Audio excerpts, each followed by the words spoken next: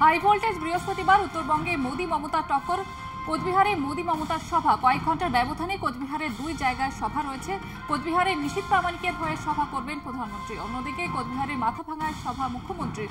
উত্তরবঙ্গের জোড়া সভা মমতার, মাথাভাঙা এবং মালবাজারের সভা মুখ্যমন্ত্রী।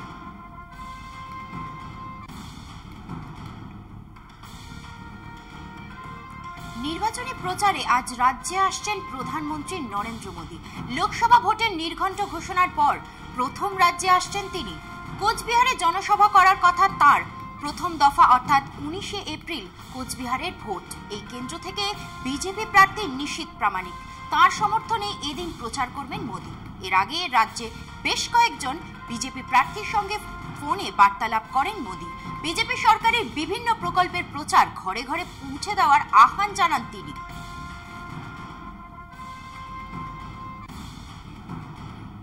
পোস্টাল ব্যালটের মাধ্যমে ভোট দিতে পারবেন নির্বাচনের দায়িত্বে থাকা কর্মকর্তারা, তা আরও একবার স্পষ্ট করল নির্বাচন কমিশন। সোশ্যাল সাইটে ভুয়ো খবর ছড়ায় নির্বাচনের দায়িত্বে থাকা সরকারি কর্মচারীরা এবার এই পোস্টাল ব্যালটের মাধ্যমে ভোট দিতে পারবে না। হোয়াটসঅ্যাপের মাধ্যমে সেই খবর পৌঁছে গিয়েছে অনেক উপভোক্তার কাছে।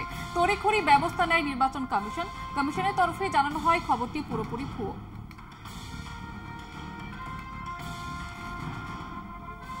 হুঙ্কারে অভ্যস্ত দিলীপ ঘোষ কলকাতা টিভিকে দেওয়া এক্সক্লুসিভ সাক্ষাৎকারেও স্বমেজাজে বর্ধমান দুর্গাপুরের বিজেপি প্রার্থী জানালেন জিততেই নির্বাচনে লড়েন তিনি। দলের বিশ্বাস রয়েছে, তাই তাকে কঠিন আসনে পাঠিয়েছেন।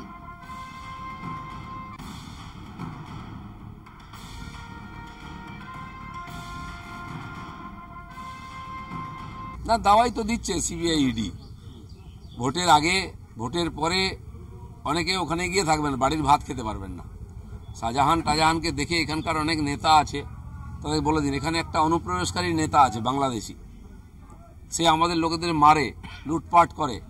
আমি সেই যে ঝাড়ু বিক্রি করতে ঘুরে ঘুরে, যেদিন ঝাড়ু পড়বে মায়েদের হাতে সেদিন সিধা হয়ে যাবে। আর তাকে আমি বলে দিচ্ছি, যদি কোনো গন্ডগোল করার চেষ্টা করো, ভোট অবধি আমরা দেখছি আইন মেনে চলি, ভোটের পর হয় জেলে যাবেন হয় বাংলাদেশে যাবে। দাদাগিরি আমি এখনো শুরু করিনি, ওরা ঠুকঠাক করছে। যেদিন একটা ঘা মারবো না, কামারের ঘা দেখেনি, সিধা হয়ে যাবে সব। দাদাগিরি আমি এখনো শুরু করিনি, ওরা ঠুকঠাক।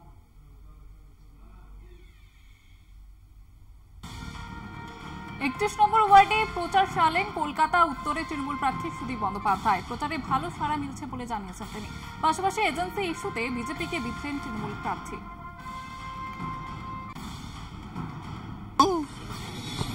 সব জায়গাতে বলছে যে মানুষ মমতা ব্যানার্জির সঙ্গে আছে। সুতরাং এবারকার লোকসভা নির্বাচনে মমতা ব্যানার্জির এই রাজ্যের সাফল্য আশাতীতভাবে ভালো হবে অন্যান্য বারের তুলনায়। এটা আমার দীর্ঘ রাজনৈতিক জীবনের অভিজ্ঞতা বলছে।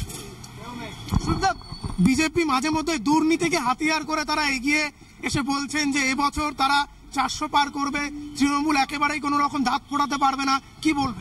সারা দেশে কি হবে আমার পক্ষে বলা সম্ভব না, কিন্তু ইন্ডিয়ার জোট যেটা হয়েছিল সেই জোট মাঝখানে কিছুটা খারাপ অবস্থা হয়েছিল, কিন্তু আবার এই কেজরিওয়ালকে গ্রেপ্তার করে মুখ্যমন্ত্রীকে জেলে পাঠানোর পর এটা বিজেপির কাছে আমার ধারণা বুমেরাং টাইপের হয়ে গিয়েছে। আবার ইন্ডিয়া অ্যালায়েন্স যেন নতুন করে ঘুরে দাঁড়ানোর উদ্যোগ শুরু করেছে। বিভিন্ন সময় এজেন্সি দিয়ে ভয় দেখানো, চাপ তৈরি করা, যেটা আপনি বলছিলেন যে কেজরিওয়ালকে শেষ পর্যন্ত যে গ্রেফতার করা হলো, স্বাভাবিকভাবে এগুলো কি বিরোধীদের একেবারে কোণঠাসা করার একটা চক্রান্ত? কিন্তু সেটাই তো বুমেরাং হয়ে গেল আলটিমেটলি। প্রধানমন্ত্রীকে সারা বছর দেখা যায় না, একেবারে দেখা যায় পরিযায়ীদের মতো আসেন। আজকে হঠাৎ করে দেখা যাচ্ছে তিনি উত্তরবঙ্গে আসছেন, সেখানে রাসমেলা ময়দানে তিনি প্রচার করবেন। শুধু তাই নয়, উত্তরবঙ্গে যারা ক্ষতিগ্রস্ত হয়েছেন কয়েকদিন আগে তাদের সঙ্গেও দেখা করার তার কথা রয়েছে। সেই কি ভোটের রাজনীতি আবার দেখা যাচ্ছে ভোটের আগে? উনি তো গত বিধানসভার আগে বলেছিলেন ইসবার 200 পার, 77 পার হয়নি। 77-এর মধ্যে থেকেও বেশ কিছু তৃণমূলে ফিরে এসেছে। সুতরাং এইসব স্লোগানের কোনো মূল্য রাজনৈতিক সচেতন বাংলার মানুষের মধ্যে কোনো প্রভাব ফেলতে পারবে। জেল থেকে বেরিয়ে অরবিন্দ কেজরিওয়ালের বাসভবনে সঞ্জয় সিং, পাশে থাকার বার্তা। সত্যেন্দ্র জৈনের বাসভবনেও যাবেন বলে জানান তিনি। খুব উগরে দেন বিজেপির বিরুদ্ধে। অন্যায় ও স্বৈরাচারী সরকারের বিরুদ্ধে আপ কর্মীরা লড়তে প্রস্তুত বলেও জানান তিনি। बजरंगबली जी का दर्शन करने जा रहा हूं और वहां से फिर बापू राष्ट्रपिता महात्मा गांधी जी की समाधि पर जाऊंगा राजघाट। कल कार्यकर्ताओं ने जिस तरह और उसके बाद सत्येंद्र जी के घर जाऊंगा और दिन में ही किसी समय फिर से आज अरविंद जी के भी घर जाएंगे। कल कार्यकर्ताओं ने जिस तरह का स्वागत किया, क्या ये हमारे कार्यकर्ताओं का उत्साह है जो ये बताता है कि इस अत्याचार और अन्याय के खिलाफ लड़ने के लिए, इस तानाशाही के खिलाफ लड़ने के लिए आम आदमी पार्टी का एक एक कार्यकर्ता तैयार है और आम आदमी पार्टी का एक एक कार्यकर्ता अपने मुखिया अरविंद केजरीवाल के साथ सीना तान के मजबूती से खड़ा है। बजरंगबली জেল থেকে আপ বিধায়কদের উদ্দেশ্যে দিল্লির মুখ্যমন্ত্রী অরবিন্দ কেজরিওয়ালের বার্তা। ভিডিও পোস্ট করে কেজরির বার্তা শোনালেন স্ত্রী সুনিতা কেজরিওয়াল।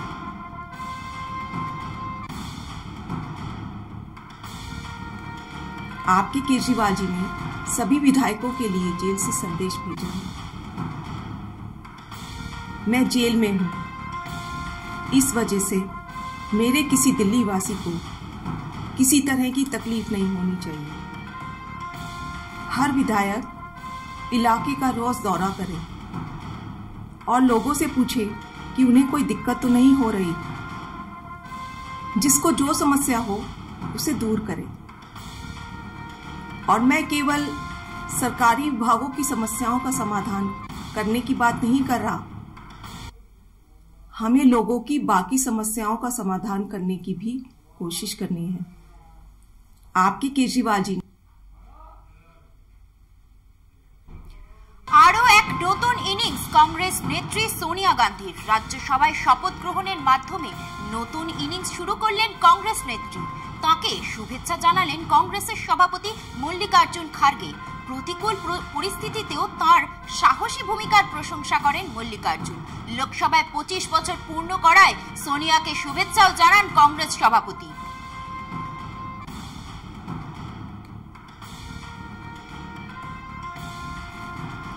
রণদীপ সুরজেওয়ালার মন্তব্যে সরব হেমা মালিনীও। মথুরা লোকসভা আসনের বিজেপি প্রার্থীর পাল্টা জবাব, এটাই তাদের কাজ। তারা বিরোধী দলে রয়েছেন, তারা যে ভালো কথা বলবেন না সেটাই স্বাভাবিক।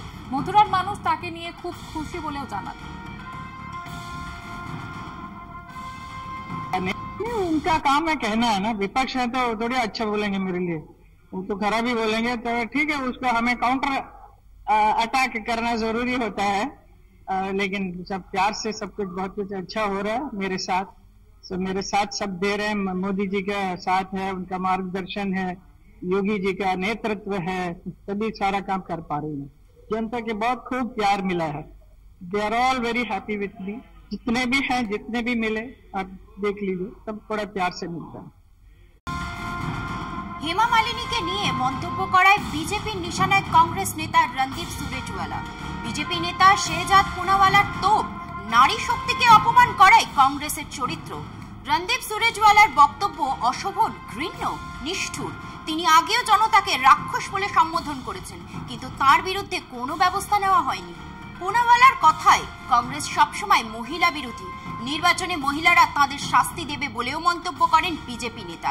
প্রসঙ্গত এক সভায় সুরজেওয়ালা মন্তব্য করেন, কেন বিধায়ক এমপি হয়, যাতে তারা সাধারণ মানুষের হয়ে আওয়াজ তুলতে পারে। তাদের কথা শোনেন, এটা তো হেমা মালিনী নয়, তাকে তোষামোদ করতে তৈরি করা হয়েছে।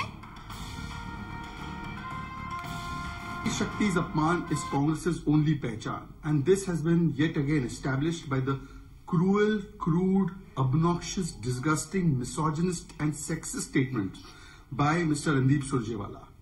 And those statements cannot even be repeated what he has said for Hema Malini ji. It is not a one-off. He has said Janta is Rakshas in the past. No action was taken on him. And look at the series of statements made by Congress leaders. The Karnataka Congress minister who said many objectionable things about women, Saina Nehwal tweeted on it. You have seen the manner in which Supriya Sheneth has still not been taken to account or to book for the kind of statements she has posted about Kangana Ranaut, insulting not just Kangana Ranaut but even Mandi and people of Himachal Pradesh. Till date we have not found out who's the culprit. Then Lal Singh is rewarded with a ticket who was standing with rapists of 8-year-old. We have seen how Shanti Dhariwal says, "Mardon ka pradesh hai, therefore rapes will take place." He is given a ticket. Ashok Gehlot says that most rape cases are fake. He is made chief minister and he makes Rajasthan #1 in rapes, but no action is taken. Ms. Ankita Datta is kicked out from the Congress party when she raises a voice against sexual harassment by Srinivasan. So this kind of approach of Congress, which is Mahila Virodhi, is very common. From UCC, Shahbanu to Triple Talaq, they have always been Mahila Virodhi.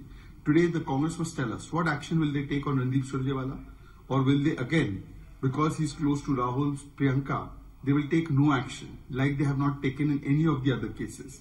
It shows the mindset of the Congress, and Nari Shakti will definitely punish them in this election for the kind of mindset they have shown. বিজেপির অভিযোগের বিরুদ্ধে মুখ খুলেন কংগ্রেস নেতা Randeep Surjewala. BJP video বিকৃত করেছে, কাউকে অপমান করার উদ্দেশ্য নেই বলে জানিয়েছেন তিনি। মথুরার বিজেপি প্রার্থী হেমা মালিনীকে নিয়ে বিতর্কিত মন্তব্য করার অভিযোগ তুলছে বিজেপি, কিন্তু মন্তব্য বিকৃত করার অভিযোগ কংগ্রেস নেতার।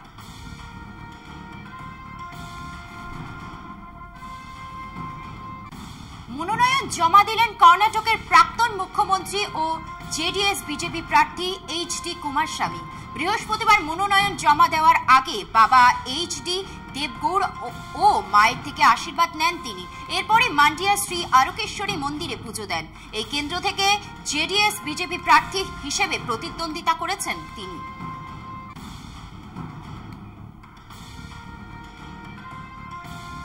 আলাপুজা লোকসভা আসন থেকে মনোনয়ন জমা দিলেন কংগ্রেস প্রার্থী কেসি বেণুগোপাল। বৃহস্পতিবার দলীয় কর্মী সমর্থকদের নিয়ে মনোনয়ন জমা দেন তিনি। জেতার বিষয়ে আত্মবিশ্বাসী কংগ্রেস নেতা, তিনি বলেন ভালো ব্যবধানে কংগ্রেস জিতবে।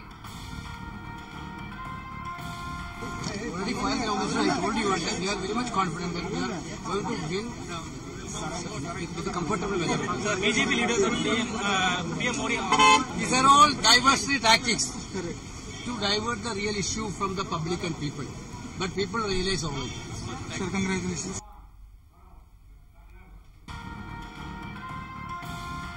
ভোটের মুখে বড় ধাক্কা চিরাগ পাসওয়ানের দলের।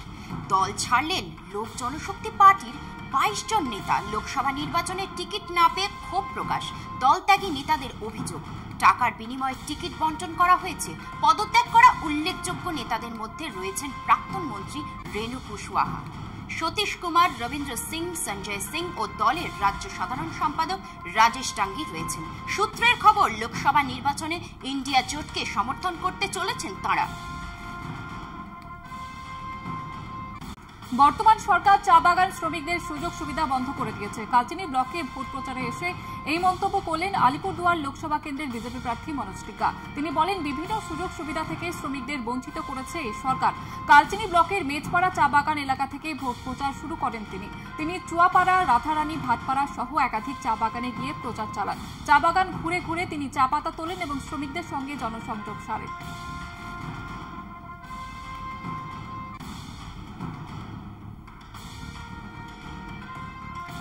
বীরভূমের দুবরাজপুরের পাহাড়েশ্বর শিব মন্দিরে পুজো দিলেন বিজেপি প্রার্থী দেবাশিস ধর। পরে বীরভূমের বিভিন্ন এলাকায় প্রচার করলেন প্রাক্তন আইপিএস দেবাশিস। গ্রীষ্মের দাবদাহের মধ্যে প্রচার সারছেন দেবাশিস। দুবরাজপুর, খয়রাশোল সহ একাধিক জায়গায় কর্মী নেতাদের নিয়ে জনসংযোগ করছেন তিনি।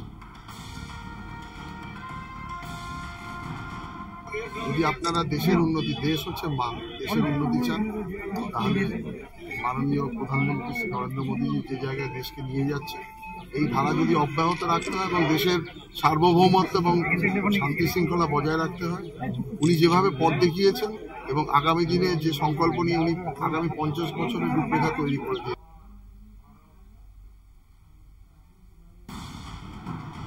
দলীয় কর্মী সমর্থকদের নিয়ে প্রচারে দমদম লোকসভা কেন্দ্রের সিপিএম প্রার্থী সুজন চক্রবর্তী। পানিহাটি বিধানসভার বিভিন্ন এলাকায় প্রচার সারলেন তিনি। প্রচার মিছিলে প্রার্থীর সঙ্গে মহিলা সিপিএম কর্মীদের উপস্থিতি ছিল চোখে পড়ার মতো। প্রচার থেকে পানিহাটি পুরসভা এলাকার নিকাশি এবং ভাগার সমস্যাকে ইস্যু করেন তিনি।